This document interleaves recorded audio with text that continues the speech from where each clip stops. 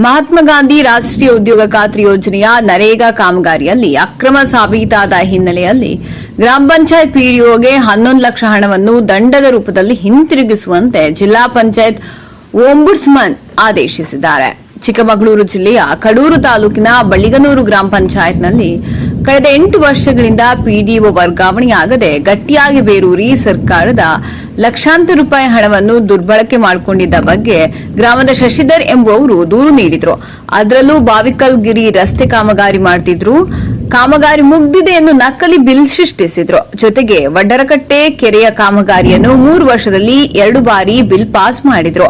ಅಲ್ಲದೆ ಹೂವಿನಹಳ್ಳಿ ಕುರುಡನಕಟ್ಟೆ ಕೆರೆ ಸೇರಿದಂತೆ ಮಾಸ್ತಿಹಾಳ್ ಕಸ ವಿಲೇವಾರಿ ಘಟಕದ ಕಾಮಗಾರಿಗಳಲ್ಲಿ ಭಾರೀ ಅಕ್ರಮ ನಡೆದಿರುವುದು ಬೆಳಕಿಗೆ ಬಂದಿದೆ. ಪಿಡಿಒ ಶಿವಕುಮಾರ್ ಜೊತೆಗೆ ಅಕ್ರಮಕ್ಕೆ ಕೈ ಜೋಡಿಸಿದ ಆರೋಪ ಸಾಬೀತಾದ ಹಿನ್ನೆಲೆಯಲ್ಲಿ ಇಂಜಿನಿಯರ್ ಮಧುಸೂದನ್ 1.45 ಲಕ್ಷ, ಗ್ರಾಮ ಪಂಚಾಯಿತಿ ಅಧ್ಯಕ್ಷ ರತ್ನಾಮಾಗೆ 48,000, ಡಾಟಾ ಆಪರೇಟರ್ ರವಿಕುಮಾರ್ ಹಾಗೂ ಬಿಎಫ್ಟಿ ವನರಾಜ್ಗೆ ತಲಾ 1,000 ಹಣವನ್ನು ದಂಡದ ರೂಪದಲ್ಲಿ ಹಿಂತಿರುಗಿಸುವಂತೆ ಓಂಬುಡ್ಸ್ಮನ್ ಆದೇಶಿಸಿದ್ದಾರೆ. ಇಷ್ಟೆಲ್ಲ ಅಕ್ರಮ ಎಸಗಿದ್ರು ಪಿಡಿಒ ಶಿವಕುಮಾರ್ ಅನ್ನು ಅಮಾನತು ಮಾಡದೆ ಮತ್ತೊಂದು ಪಂಚಾಯಿತಿಗೆ ವರ್ಗಾವಣೆ ಮಾಡಿರೋದಕ್ಕೆ ಓಂಬುಡ್ಸ್ಮನ್ ಪಾತ್ರ ಇದೆ ಎಂದು ಗ್ರಾಮಸ್ಥರು ದೂರುತ್ತಿದ್ದಾರೆ.